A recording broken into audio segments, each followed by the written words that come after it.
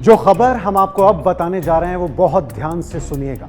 इतना तो आपको पता है कि सुशांत के पिता ने रिया चक्रवर्ती यानी सुशांत की गर्लफ्रेंड पर एफआईआर दर्ज कराई है। सुशांत के अकाउंट से करोड़ों रुपए निकालने और सुशांत की मेडिकल रिपोर्ट को पब्लिक के सामने खोलने की धमकी देती थी, ऐसा सुशांत के पिता ने कहा है। लेकिन बड़ा सवाल ये कि ये एफआईआर मौत के 1.5 महीने बाद क्यों करवाई गई? ऐसा क्या हाथ लगा सुशांत के पिता के सिंह के जो रिया पर अब 1.5 महीने बाद ये गंभीर आरोप लगाए हैं?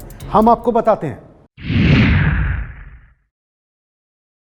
सूत्रों के मुताबिक दरअसल इसके पीछे हैं सुशांत की एक करीबी दोस्त जो सुशांत की मौत के बाद 2 बार पटना गई सुशांत के पिता से मिलने। सूत्रों के मुताबिक यह करीबी दोस्त भी एक एक्टर हैं जिनसे सुशांत व्हाट्सएप पर बातें करते थे, अपने दिल की बातें, अपने पर्सनल लाइफ की बातें भी शेयर करते थे और इन बातों में अक्सर रिया का भी जिक्र है। यह बात भी है कि सुशांत और रिया के रिश्ते में कुछ ठीक नहीं चल रहा था। यह जिक्र भी है कि रिया का परिवार, उनकी मां अक्सर सुशांत के घर पर रहने आती थी। उनके भाई शौविक चक्रवर्ती भी अक्सर सुशांत के घर रुकने लगे थे। सुशांत को इस रिश्ते में घुटन महसूस होने लगी थी और वो चाहकर भी कुछ कर नहीं पाते थे, जैसा कि एफआईआर में पिता ने भी दावा किया है। एफआईआर में यह भी आरोप है कि रिया सुशांत को उनके परिवार और बहनों से भी दूर कर रही थी, उनसे बात नहीं करने देती थी। पिता हैरान थे, लेकिन उस समय सोचते रहे कि शायद बेटा सुशांत काम में व्यस्त है। लेकिन अब एफआईआर से सारी बातें साफ हो गई हैं। सूत्रों के मुताबिक जब पूरी जांच सिर्फ इंडस्ट्री के कैंप्स की तरफ मुड़ रही थी तो इसी करीबी दोस्त ने जाकर सुशांत के पिता से मुलाकात की और सुशांत के साथ हुए फाइनेंशियल धोखे के इशारे दिए। यह भी कहा कि सुशांत का अपनी जिंदगी पर कोई कंट्रोल नहीं रहा था और वो रिया और उनके परिवार के दबाव में रहने लगे थे। लोगों को कोई उससे बातचीत नहीं हो पा रही थी। इधर मालूम हुई कि वही रिया चक्रवर्ती अपने गिरफ्त में कैसे कैसे करके ले ली और किसी से बात इवन कि हमारा भतीजा नीरज कुमार बबलू भाजपा विधायक है, वो लोग भी कह रहा था कि हम लोगों से कोई कांटेक्ट नहीं, कांटेक्ट करना भी चाहा तो कोई कांटेक्ट हो नहीं रहा था।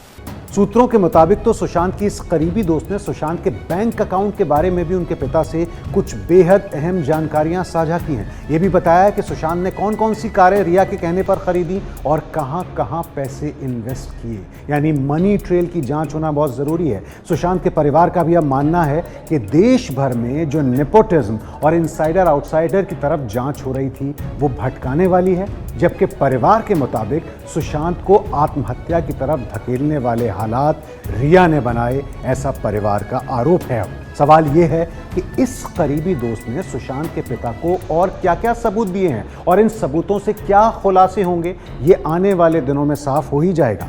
हम सब यही चाहते हैं कि सुशांत के परिवार को जल्द से जल्द इंसाफ मिले। तो हम लोगों की राय है कि रिया चक्रवर्ती को अरेस्ट किया जाए, उससे पूछताछ सही ढंग से की जाए और सीबीआई जांच होनी चाहिए। एक और खास बात जो ध्यान देने वाली है वो ये है कि सुशांत की मौत 14 जून को हुई तो रिया चक्रवर्ती, जो खुद को उनकी गर्लफ्रेंड कहती हैं, उन्होंने कोई मैसेज नहीं किया। खबरें तो यहां तक छपी कि दोनों के साथ में जो प्यार भरी तस्वीरें रिया ने सोशल मीडिया पर पोस्ट की थी उन्हें डिलीट कर दिया रिया ने। मौत के पूरे 1 महीने बाद पहला मैसेज आया रिया का, पूरे 1 महीने बाद, जब उन्होंने गृह मंत्री अमित शाह से ट्वीट करके अपील की कि केस की सीबीआई जांच हो।